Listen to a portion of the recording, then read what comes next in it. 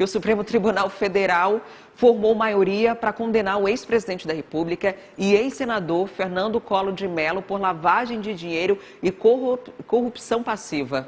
Igor, já tem grande parte dos ministros já está convicto da culpa de Fernando Collor.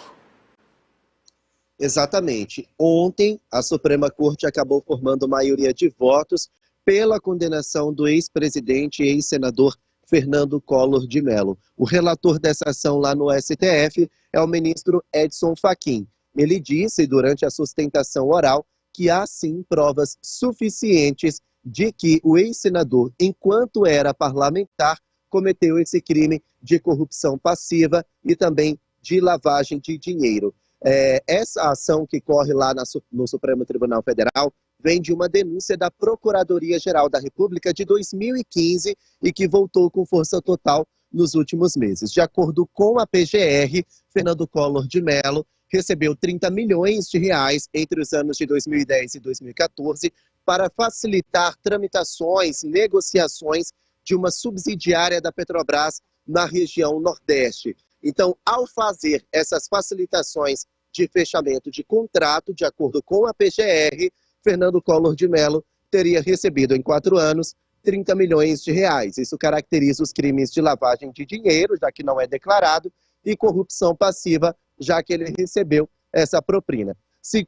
Segundo Edson Fachin, ele é sim culpado. O ministro relator estipulou uma pena de 33 anos de prisão, mais o pagamento de 20 milhões de reais em multa, só que ainda está em aberto essa condenação. Nós temos aí um trecho da sustentação oral do ministro Edson Fachin durante a apresentação do voto dele. Vamos ouvir. O conjunto probatório endossa a tese acusatória no sentido de que o réu Fernando Afonso Collor de Mello, na qualidade de senador da República e em razão da liderança exercida no âmbito do Partido Trabalhista Brasileiro, era responsável pela indicação de quadros às diretorias de rede de postos de serviço e de operações de logística, utilizando-se assim desse poder alcançado em razão do apoio parlamentar ao governo federal e, com isso, ao ferir vantagens indevidas em contratações da BR Distribuidora. São 17 documentos relacionados à BR Distribuidora que foram apreendidos na residência do ex-senador da República, cujos conteúdos demonstram que se detinha informações detalhadas a respeito dos negócios firmados pela Sociedade de Economia Mista.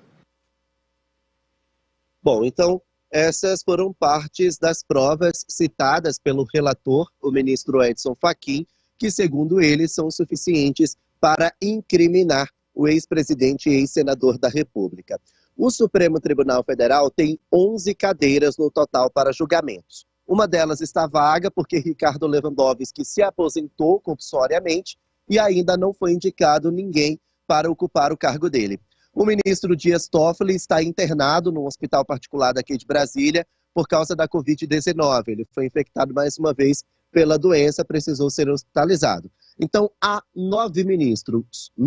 Um deles votou pela absolvição, que foi o ministro Cássio Nunes Marques. Outro ministro, que foi Edson Fachin, votou pela condenação. E alguns ministros o acompanharam no voto. Alexandre de Moraes, Luiz Fux, André Mendonça, Rosa Weber e também, são esses 5 ministros acompanharam o relator no voto. Cássio Nunes Marques também já votou, então fiquem aberto o voto de Dias Toffoli. Quando ele voltar, ele vai votar, vai computar o voto dele. Gilmar Mendes, então o julgamento precisou ser suspenso, deve voltar na terça-feira da semana que vem, mas como já há uma maioria de votos, então não tem muito o que fazer. O STF já decidiu a condenação. Resta agora saber qual vai ser a pena. A PGR pediu 22 anos de prisão mais o pagamento de multa. O relator estipulou 33 anos de prisão. Então os ministros ainda precisam decidir essa última parte. A gente vai seguir acompanhando. A defesa de Fernando Collor de Mello disse que não há provas cabais para essa condenação e negou que ele tenha cometido esses crimes de corrupção passiva, lavagem de dinheiro. Disse também que, se o veredito for pela condenação, vai recorrer da decisão. Volto com vocês. Que é importante a gente lembrar que recorrer nesse caso é no próprio Supremo, né? Os agravos vão precisar tramitar no próprio Supremo e a maioria já se manifesta a favor da condenação de Collor. A diferença ali entre o crime de associação criminosa e organização criminosa foi da maneira como Fachin o enquadrou, talvez o motivo pelo qual desse agravamento da pena, 30 anos de prisão, é uma pena realmente muito alta. A defesa e o próprio ministro que votou contrário dizem que a condenação está sendo baseada, em sua grande maioria, nas delações, né?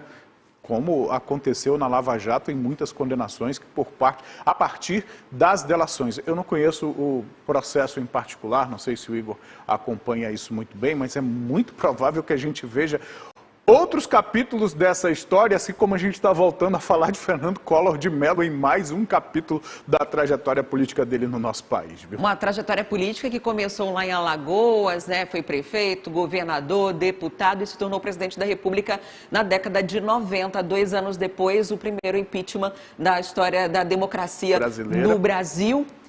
E a inegibilidade, talvez a maior pena entre 30 a 20 anos ou qualquer outra coisa que seja nesse aspecto, seja os 8 anos de inegibilidade que a cassação, que a condenação pode trazer. Porque daqui a 8 anos, Collor já vai estar com 81. Né? E aí eu acho que com 81 ele já não vai se candidatar de novo. Porque mesmo com toda essa trajetória, essa suspeição de 30 milhões em 4 anos, a gente está falando de 4 anos, 30 milhões de reais em 4 anos, o impeachment lá atrás e todas as outras coisas, o desastroso governo ali na década de 90, ele foi reeleito desde 2007. 2007 ele vem sendo reeleito senador de 2007 até 2023. Ele vem sendo reeleito senador da República. E diante desse cenário, agora com essa possibilidade de condenação, que deve ser mantido, acho que a maior pena é a inegibilidade, ele está com 73 agora, então acho que daqui a 8 anos ele não conseguiria mais se candidatar. Talvez essa seja a maior punição, porque ainda assim ele tem um apoio popular, né? Apoio popular do estado de Alagoas muito forte. É inegável.